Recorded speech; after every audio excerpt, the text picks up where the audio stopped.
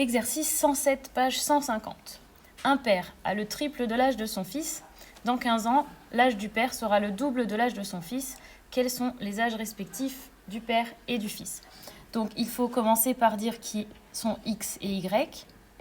Et la réponse à ça, c'est toujours dans la dernière phrase, dans la question. Quels sont les âges du père et du fils? Donc, on va avoir soit X, l'âge du père,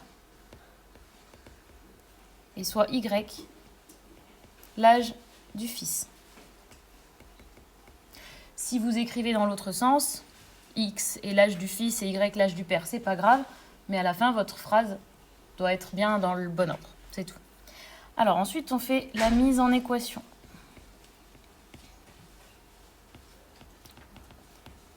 Donc dans l'énoncé, il y a deux phrases qui vont nous donner les deux équations. La première, un père a le triple de l'âge de son fils, c'est-à-dire... Alors là, il faut faire attention de le mettre à l'endroit. L'âge du père, c'est X. Et lui, il a 3 fois l'âge du fils. Donc c'est X égale 3Y. Et la deuxième, dans 15 ans, l'âge du père sera le double de l'âge du fils. Donc je vais avoir cette fois l'âge du père qui va être le double de l'âge du fils. Sauf que ce n'est plus X et Y. Parce que X et Y, c'est l'âge qu'ils ont maintenant. C'est dans 15 ans. Alors X plus 15. Si le père il a X années maintenant, mais dans 15 ans, il a X plus 15. Donc dans 15 ans, ça c'est l'âge du père, X plus 15, et il aura le double de l'âge du fils. Sauf que le fils, il n'a plus non plus Y années. Il a Y plus 15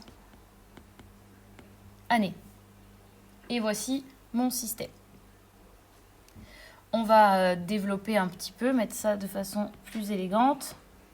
Alors, X égale 3Y. X plus 15 égale 2Y plus 30.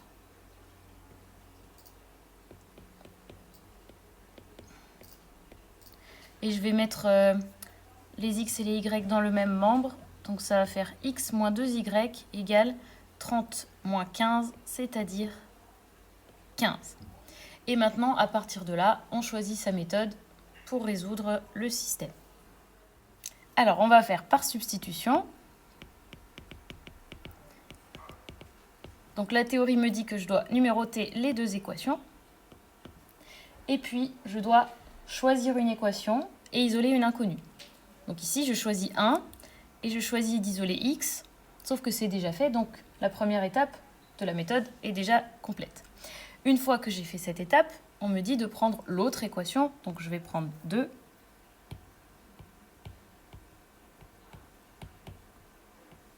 Que je vais recopier. Et je vais remplacer x par ce que j'ai trouvé dans la question précédente. Donc j'avais x qui était égal à 3y. Donc au lieu d'écrire x, maintenant je vais écrire 3y. Et finalement, je vais obtenir y égale 15. Et on a la première inconnue. On vérifie juste si c'est logique. Y, c'était qui? C'était l'âge du fils. Ça a l'air cohérent d'avoir un fils qui a 15 ans.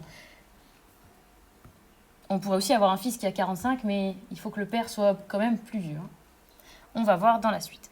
Alors, la suite de la méthode, c'est de reprendre l'autre équation et de remplacer. Donc, on avait x égale 3y.